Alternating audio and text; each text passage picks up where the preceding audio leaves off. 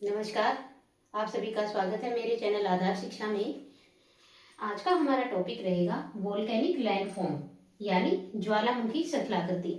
जब लावा निकलता है तो वो कौन कौन सी शिथिलाकृति बनाता है, यानी जब और वो भी दो तरह की होती है।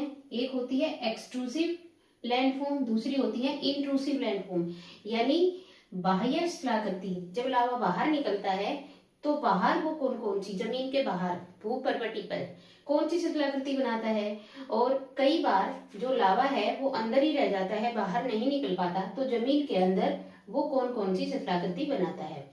इससे इससे पहले वाली जो हमारी क्लास थी उसमें हमने लावा के प्रकार के बारे में जाना था, जिसमें हमने देखा था एक होता है एसिडिक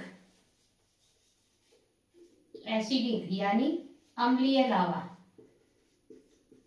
और उसकी विशेषताएं जानी थी। दूसरा था हमारा बेसिक यानी क्षारीय लावा। एक बार इनको रिवाइज कर लेते हैं। जो एसिडिक लावा होता है वो गहरा, वो बहुत ज्यादा गाढ़ा होता है, जिसके कारण उसका विस्तार दूर तक नहीं हो पाता है और वो बाहर निकल के ही ठंडा हो जाता है जल्दी। इसके गाढ़ा होने का कारण क्या है कि इसके अंदर सिलिका की मात्रा ज्यादा होती है, और इस कारण से ये ऊंचे ऊंचे पहाड़ बनाता है।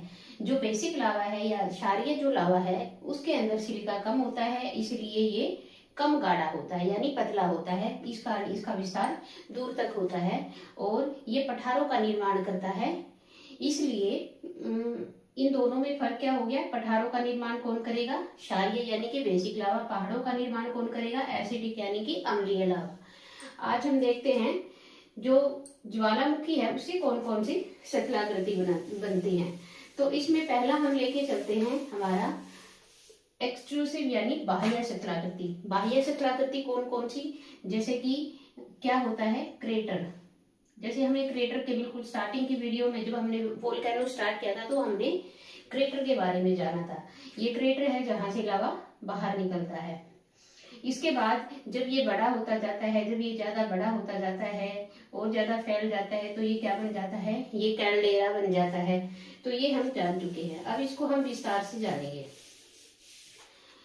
अगर एक्सट्रूसिव शिथिलाकृति की बात करें तो इसमें दो चीजें हैं। पहले हम बात करते हैं जो लावा निकल रहा है अगर वो कैसा है, एसिडिक है। जब लावा एसिडिक हो, एसिडिक यानी अम्लीय, तो कैसी शिथिलाकृति बनेगी। जब लावा एसिडिक हो तो क्या होगा, मान लीजिए ये वेंट है, वेंट से क्या हो रहा है, वेंट से इधर से इधर से इधर से ये मैग्मा बाहर आ रहा है। ये इधर क्या होगा, ऐसे चारों तरफ ऐसे फैल के और ये पहाड़ नुमा ऐसे पहाड़ की तरह ये बना देगा। इसके ऊपर फिर क्या होगा, जो इसके साथ राख निकल रही है, जलवाष्प निकल रहे हैं, सिंडर निकल रहे हैं, वो क्या होगा, वो पहले आसमान में ऊपर तक जाएंगे विस्फोट के साथ, फिर इधर ही वापस इसके ऊपर जम के ये लेयर बना देगा। अब क्योंकि ये एक्टिव वोल्केनो है तो थोड़े समय के बाद फिर से इसमें वोल्केनो आएगा तो इसकी फिर से ऐसे ही लेयर बनती जाएगी। तो परत दर परत ये ऐसे फैलता जाएगा।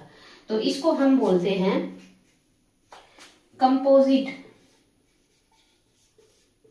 कंपोजिट वोल्केनो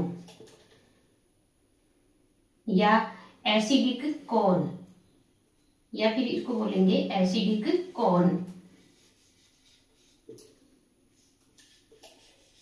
हिंदी में भी इसको कंपोजिट वोल्केनो ही बोलते हैं। अगर मैं कंपोजिट वोल्केनो की बात करूं, इसकी अगर विशेषता की बात करें तो किसे बनता है ये एसिडिक लावा से बनता है। इसकी जो ऊंचाई है वो ज्यादा होगी, इसमें जो गाढ़ापन है वो ज्यादा होगा और इसका विस्तार कम होगा क्योंकि इसमें सिलिका की मात्रा ज्यादा होगी। तो ये था जब लावा एसिडिक हो। जो एसिडिक लावा होगा वो क्या बनाएगा, वो कंपोजिट वोल्केनो बनाएगा। कैसा बनाएगा, कंपोजिट वोल्केनो। इसको हिंदी में भी कंपोजिट ही बोलते हैं, कंपोजिट ज्वालामुखी।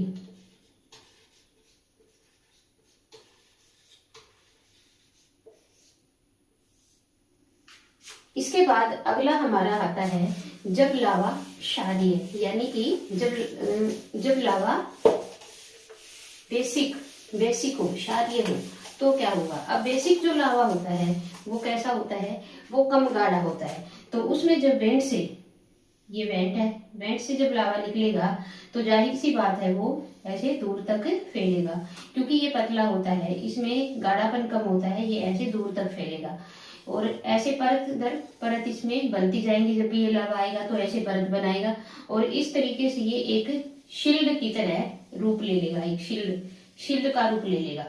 तो इसको बोलते हैं शील्ड वोल्केनो।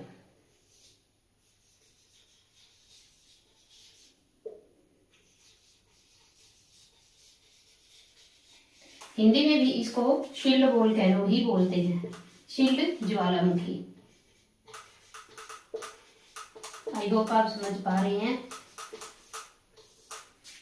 अगर मैं शील्ड वोल्केनो या शील्ड ज्वालामुखी की बात करूं तो ये कैसा होगा, इसके अंदर सिलिका की मात्रा कम है, इसलिए इसका विस्तार ज्यादा होगा, इसमें गाढ़ापन कम होगा, इसी कारण से ये दूर तक फैलेगा और ये एक ऊंचा पहाड़ न बना के एक पठार बनाएगा। पठार जैसे हम देखते हैं हमारा भारत के दक्षिण में जो है दक्कन का पठार, वो इसी से बना हुआ है, यानी कि वो बेसिक लावा से बना हुआ है। तो ये हो गया शील्ड वोल्केनो। अब शील्ड वोल्केनो की अगर पेपर में पूछते हैं, एग्जाम में पूछते हैं कि उसकी क्या विशेषताएं होती है, तो हम वही बताएंगे क्या कि जो शील्ड वोल्केनो होता है वो बेसिक लावा से बनता है। बेसिक लावा को बेसाल्ट भी बोलते हैं। बेसाल्ट जो दक्कन का पठार है वो बेसाल्ट चट्टानों से बना हुआ है, जिससे कि क्या बनती है, ब्लैक सोयल बनती है। तो जो शील्ड वोल्केनो है उसकी क्या विशेषता होती है, वो बेसिक लावा से बनता है, उसके अंदर सिलिका की मात्रा कम होती है, उसमें गाढ़ापन यानी कि शानता, जो शानता होती है, शानता कम होती है, फैलाव उसका ज्यादा होता है, एक्सपेंशन यानी विस्तार उसका ज्यादा होता है। तो ये हो गया हमारा शील्ड वोल्केनो। हमने कंपोजिट वोल्केनो जाना, हमने शील्ड वोल्केनो जाना। अब है जब लावा कैसा हो, लावा की मात्रा ही कम हो, जब लावा की मात्रा कम हो। हम ये तीसरा केस देख रहे हैं। पहला हमने देखा जब लावा एसिडिक हो, फिर हमने देखा जब लावा बेसिक हो, अब हम देख रहे हैं जब लावा की मात्रा ही कम हो। तो जब लावा की मात्रा कम होगी तो क्या होगा, जब ये वेंट से निकलेगा, क्योंकि इसके अंदर लावा की मात्रा कम है, तो जब ये वेंट से निकलेगा तो ये ऐसे अब लावा क्योंकि इसमें कम है तो इसके साथ क्या आएगा, इसके साथ गैस आएगी, इसके साथ जलवाष्प आएंगे, इनके साथ सिंडर आएगा, तो जो कि एनवायरमेंट में फैल जाएगा और बाद में जो है इसी के ऊपर आके वो बैठ जाएंगे, यानी इसके अंदर राख की मात्रा ज्यादा होगी। तो ये ऐसे ऐसे ऐसे ऐसे लेयर बनाएगा। तो इसको हम बोलते हैं सिंडर वोल्केनो, क्योंकि इसमें लावा कम है, सिंडर की मात्रा ज्यादा है, जलवाष्प ज्यादा है और धूल कण राख उन सब की मात्रा ज्यादा होती है। तो इसको बोलते हैं सिंडर वोल्केनो। सिंडर वोल्केनो के बारे में अगर हम बात करें तो इसमें क्या होगा, क्या विशेषताएं होंगी, इसके अंदर लावा कम होगा, लावा कम। अब लावा कम है तो इसका जो विस्तार है वो भी कम होगा, क्योंकि लावा ही दूर तक बह के जाता है और लावा इसके अंदर कम है तो इसका विस्तार कम होगा, विस्तार कम। फिर अब विस्तार कम है, दूसरा इसकी ऊंचाई भी कम होगी, क्योंकि ऊंचाई भी लावा के कारण ही बढ़ती है। लावा इसमें है ही नहीं, इसमें राख ही राख है, राख की मात्रा ज्यादा है, तो इसमें क्या होगा, ऊंचाई भी कम होगी। तो ये था हमारा तीसरी प्रकार का ज्वालामुखी, सिंडर ज्वालामुखी। इसको हिंदी में भी सिंडर ज्वालामुखी, सिंडर को सिंडर ही बोलते हैं, सिंडर ज्वालामुखी ही बोलते हैं। तो ये हमने पढ़े कि शिथिलाकृति का क्या प्रभाव पड़ेगा लावा के प्रकार के कारण। अब हम देखते हैं, ये हमने इसमें देखा बाहर की आकृतियां, बाहर की आकृतियों से बाहर कौन कौन सी यानी एक्सट्रूसिव आकृति कौन कौन सी बनेगी, कौन से लावा से। अब हम देखते हैं इंट्रूसिव आकृतियां कौन कौन सी बनेंगी। आइए अब जानते हैं पैरासाइट कौन क्या होते हैं, यानी परजीवी शंकु क्या होते हैं। जब मैग्मा नीचे से जो मेन वेंट है इसमें से निकलने लगता है गर्म होने के कारण, तो अत्यधिक प्रेशर के कारण ये सीधे मेन वेंट में से ना निकल के इधर से इधर से इधर से और साइड से ऐसे बाहर निकल जाता है, और यहाँ पर भी ये वेंट छोटे छोटे ऐसे वेंट बन जाते हैं, वेंट बना लेते हैं। यानी मेन जो यहाँ पर शंकु है वो तो ये है, और ये इसके साइड में और भी बहुत सारे शंकु बना लिए। ये इसी के साथ में जो है इनको सब वेंट बोलते हैं, सब वेंट, क्योंकि ये छोटे हैं इसके साथ में तो इनको बोलते हैं सब वेंट। इसी को परजीवी या पैरासाइट, ये जो छोटे छोटे और बने हैं इन्हीं को परजीवी शंकु या पैरासाइट कौन बोलते हैं, क्योंकि ये जो मेन वेंट है इसके ऊपर ही बनाए हुए हैं। तो ये हो गया पैरासाइट कौन। अब देखते हैं जो इंट्रूसिव लैंडफॉर्म है वो कौन कौन सी बनती हैं। तो आइए अब देखते हैं लावा से इंट्रूसिव लैंडफॉर्म कौन कौन सी बनती हैं। जब लावा यानी कि मैग्मा जब पृथ्वी के आंतरिक भूभाग से बाहर निकल रहा होता है तो बाहर निकलने से पहले ही जब वो रास्ते में ही जम जाता है तो उससे इंट्रूसिव लैंडफॉर्म बनती हैं। इन लैंडफॉर्म को अगर देखें, इन शथलाकृतियों को हम देखें तो सबसे ऊपर जो ये वर्टिकल फॉर्म में दिखाई दे रही है जो आकृति, इसको बोलते हैं डाइक। वर्टिकल को बोलते हैं डाइक, और जो हॉरिजॉन्टल यहाँ पे लैंडफॉर्म दिखाई दे रही है इसको बोलते हैं सिल। ऊपर जो ये एक वेवी पैटर्न दिखाई दे रहा है इस प्रकार से, यानी हवा जैसे लहरा के चलती है, ऐसे जो वेवी पैटर्न बना हुआ है इसको बोलते हैं फैकोलिथ। नीचे यहाँ ये सोसर यानी कटोरी नुमा जो आकृति दिख रही है इसको बोलते हैं लेपोलिथ। कटोरी नुमा सोसर